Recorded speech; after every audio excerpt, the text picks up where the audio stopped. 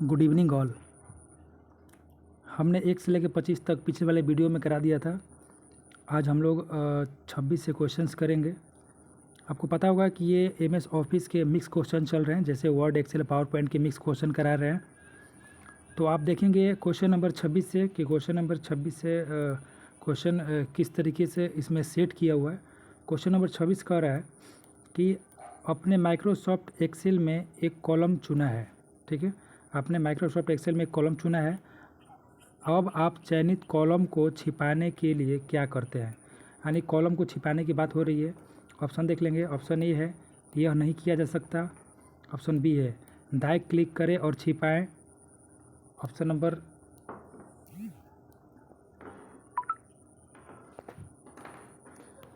Number C देख लेंगे, control+ दबाएं।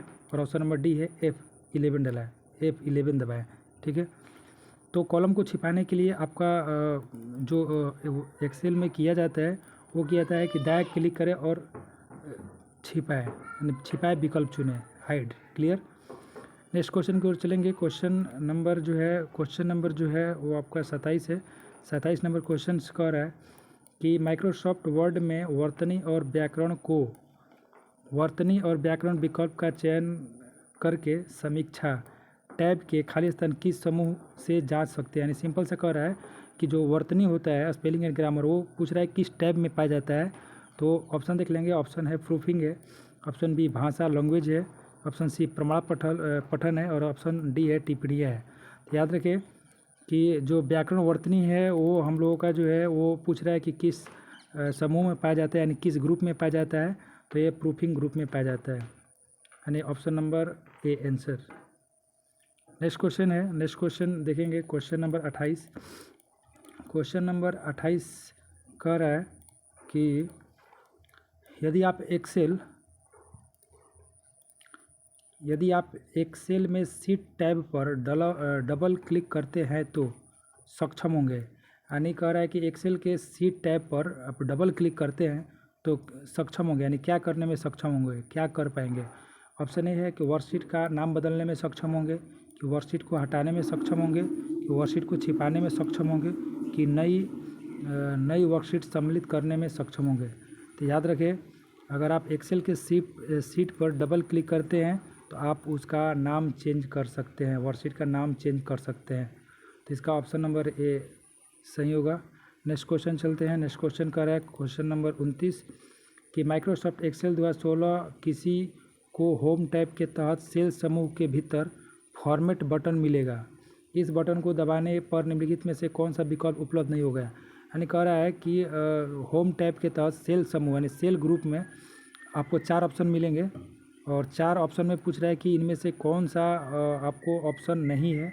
ऑप्शन देख लेंगे। दिया हुआ है format cell, conditional formatting, log cell, hide और अनहाइड। तो याद रखिए कि सेल समूह में आपका फॉर्मेट सेल पाया जाता है, लॉग सेल पाया जाता है, हाइड और अनहाइड पाया जाता है, कंडीशनल फॉर्मेटिंग नहीं पाया जाता। तो इसीलिए इसका आंसर जो होगा वो कंडीशनल फॉर्मेटिंग होगा। नेक्स्ट क्वेश्चन को चलते हैं। क्वेश्चन नंबर 30 क्वेश्चन कह रहा है कि माइक्रोसॉफ्ट पावर पॉइंट में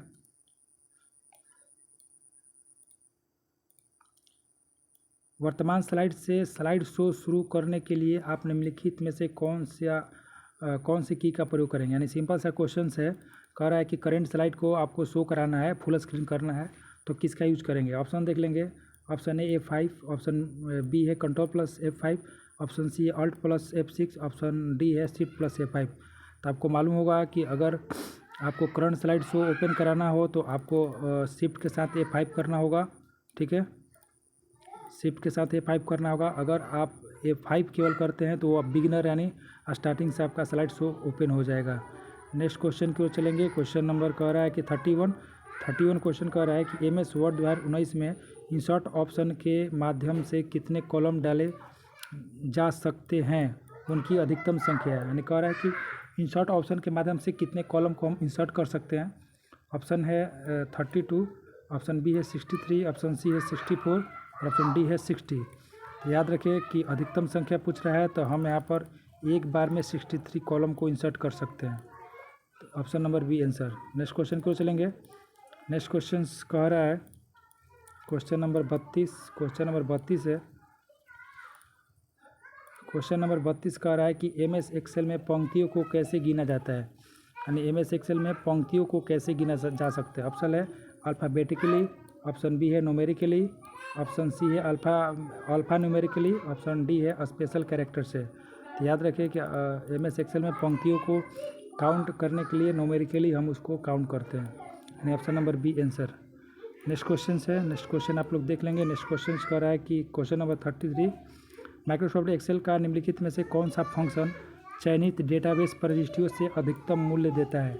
मैं सिंपल सा भाषा में समझेंगे कि इसमें मैक्सिमम पूछ रहा है कि मैक्सिमम मतलब मैक्सिमम का कौन सा फंक्शन चयनित डेटाबेस प्रविष्टियों से अधिकतम मूल्य देता है, यानी मैक्सिमम। तो आप सिंपल सा देख सकते हैं कि इसमें मैक्स लगा हुआ है, तो इसलिए आंसर इसका होगा ऑप्शन नंबर बी, मैक्स।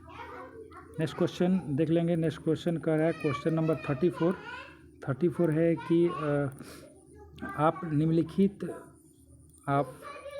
निम्नलिखित में से किस की को दबाकर स्पेस एक्सेल में पूरी रो को सेलेक्ट कर सकते हैं। याद रखिए पूरा रो को सेलेक्ट करना है तो कौन सा की दबाएंगे। ऑप्शन ए है control plus space bar, option B F8 plus arrow key, option C shift plus arrow key, और ऑप्शन डी है शिफ्ट प्लस स्पेस बार। याद रखिए पूरे रो को सेलेक्ट करना हो तो आपको शिफ्ट प्लस स्पेस बार का यूज करना होगा, यानी option number D answer. Next question इसी के जैसा है, सेम टू सेम आप देख लेंगे। क्वेश्चन नंबर 35 है,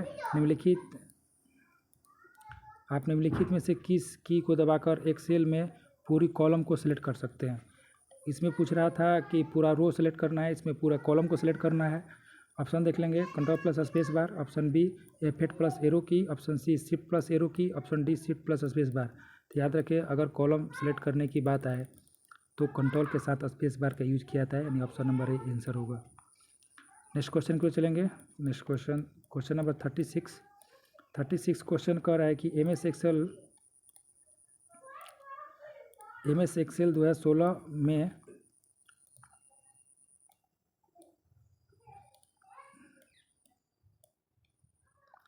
MS एक्सेल 2016 में वर्कशीट का नामकरण के लिए वर्ण की अधिकतम सीमा निम्नलिखित में से कितनी होती है। यानी अगर आप एक्सेल के जो सीट होता है उसका आप नाम देना चाहते हैं तो आप कितने कैरेक्टर का नाम दे सकते हैं, क्वेश्चन ये पूछ रहे हैं। ऑप्शन ए है 38, ऑप्शन बी है 23, ऑप्शन सी है 31, ऑप्शन डी है 13। तो याद रखिए कि आप जो सीट का नाम देते हैं उस नाम में कैरेक्टर की संख्या 31 है। 31 यानी 31 कैरेक्टर तक ही उसको नामकरण कर सकते हैं, 31 तक ही लिख सकते हैं, ठीक है, यानी option number C answer. Next question देखेंगे, क्वेश्चन नंबर 37 क्वेश्चन कह रहा है कि माइक्रोसॉफ्ट एक्सेल में वर्कशीट में चयनित रो छिपाने का शॉर्टकट की कुंजी, यानी रो को हाइड करना है उसका शॉर्टकट की कुंजी पूछ रहा है। Option A shift plus H, option B control plus H, option C alt plus H, option D control plus G। याद रखें चयनित रो को हाइड करना है उसका शॉर्टकट की कुंजी जो होता है वो कंट्रोल प्लस G होता है, यानी option number D answer. Next question कर रहा है क्लियर ऑल फॉर्मेटिंग विकल्प किस रिबन टैब में उपलब्ध होता है। क्लियर ऑल फॉर्मेटिंग कर रहा है किस टैब में उपयोग होता है। अच्छा खासा आप लोग जानते हैं, डिजाइन में, रिव्यू, सी होम, डी लेआउट। तो याद रखेंगे क्लियर ऑल फॉर्मेटिंग जो है वो आपका होम मेनू में पाया जाता है, यानी होम टैब में पाया जाता है। चलिए आपसे एक हम क्वेश्चन पूछ लेते हैं, क्लियर फॉर्मेटिंग का शॉर्टकट की बताएं। कमेंट बॉक्स में क्लियर फॉर्मेटिंग का शॉर्टकट की सेंड करें। क्वेश्चन नंबर 39, प्रेजेंटेशन स्लाइड के टेक्स्ट की मैक्सिमम साइज कितना होता है। यानी ये पावर पॉइंट का क्वेश्चन है, पावर पॉइंट से क्वेश्चन पूछा जा रहा है कि आप टेक्स्ट का मैक्सिमम कितना साइज बढ़ा सकते हैं। ऑप्शन ए है 67, ऑप्शन बी है 72, ऑप्शन सी है 96, ऑप्शन डी है 13। तो याद रखें कि पावर पॉइंट में अगर आपको टेक्स्ट बढ़ाना हो तो मैक्सिमम आप 96 तक ही बढ़ा सकते हैं, यानी option number C answer. Next question की ओर चलेंगे। नेक्स्ट क्वेश्चन कर रहा है 40 नंबर, निम्न में से कौन एक स्प्रेडशीट में एक सेल निरूपित करने के लिए उचित तरीका है। यानी कह रहा है कि आप किसी सेल पे जब क्लिक करते हैं तो एक्टिव हो जाता है, तो उस सेल का नाम कैसे शो होता है। ऑप्शन ए है 5C, ऑप्शन बी है C5, ऑप्शन सी है 2-15, ऑप्शन डी है C++। तो याद रखें कि एक्सेल में सीट का नाम में सबसे पहले आपका कॉलम आता है, उसके बाद रो आता है, और कॉलम ABCD को कॉलम बोलते हैं और 1 2 3 को रो बोलते हैं। तो इसलिए इसका आंसर जो होगा option number B is the right answer. Next question क्यों चलेंगे। नेक्स्ट क्वेश्चन 41 कह रहा है कि MS एक्सेल में टैब की क्या उद्देश्य है। यानी सिंपल सा बात, MS एक्सेल में अगर टैब दबाते हैं तो उससे क्या होगा। ऑप्शन ए है कि ऑप्शन देख लेंगे, ऑप्शन यहाँ पर दिया हुआ है, move cell pointer to previous column, पीछे वाले कॉलम में चले जाएंगे। Move all pointer to next column, अगला कॉलम में चले जाएंगे। सी कह रहा है कि move all cell pointer previous row में चले जाएंगे। ऑप्शन डी है move cell pointer next row, यानी सेल पॉइंटर जो है नेक्स्ट रो में चला जाएगा। तो याद रखें, टैब दबाने से जो है वो हम लोग एक्सेल में move cell pointer to next column, अगले कॉलम में चले जाते हैं। नेक्स्ट क्वेश्चन देख लेंगे। नेक्स्ट क्वेश्चन आपका कह रहा है कि क्वेश्चन नंबर 42, MS वर्ड में ओपन डायलॉग बॉक्स खोलने के शॉर्टकट की। ओपन डायलॉग बॉक्स ओपन करना है, उसका शॉर्टकट की बताना है। ओपन डायलॉग बॉक्स का शॉर्टकट की ये देख, ए में दिया हुआ F12, बी में शिफ्ट प्लस F12, सी में ऑल्ट प्लस F12 और डी में कंट्रोल प्लस F12। तो याद रखिए, ओपन डायलॉग बॉक्स का शॉर्टकट की जो होता है वो होता है कंट्रोल प्लस F12। VBI करके इसको नोट डाउन कर लेंगे। नेक्स्ट क्वेश्चन क्यों चलेंगे। क्वेश्चन नंबर 43 और आज का लास्ट क्वेश्चन कह रहा है 43 कि MS पावर पॉइंट में किसी भी ऑब्जेक्ट को ग्रुप बनाने की शॉर्टकट की क्या है। यानी किसी ऑब्जेक्ट को ग्रुप बनाना है, यानी ग्रुप का शॉर्टकट की पूछ रहा है।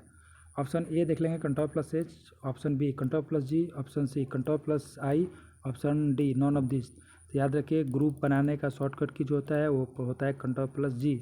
G फॉर ग और ग for group, control plus G से ग्रुप बना जाता है। और दूसरी बात आपको एक चीज़ बता दें, जैसे मान चलिए यहाँ पर एक ये शेप है, एक ये शेप है, एक ये शेप, बहुत सारे शेप हैं। सारे शेप को ग्रुप बनना है तो केवल कंट्रोल G करने से ग्रुप नहीं बनेगा। सबसे पहले जिस शेप को आपको ग्रुप बनाना है, शिफ्ट के साथ सारे को सेलेक्ट कर लेंगे, उसके बाद कंट्रोल G करेंगे तभी ग्रुप बन पाएगा। ठीक है, आज की वीडियो में इतना ही, बस मिलेंगे नेक्स्ट वीडियो में। तब तक के लिए दीजिए इजाज़त।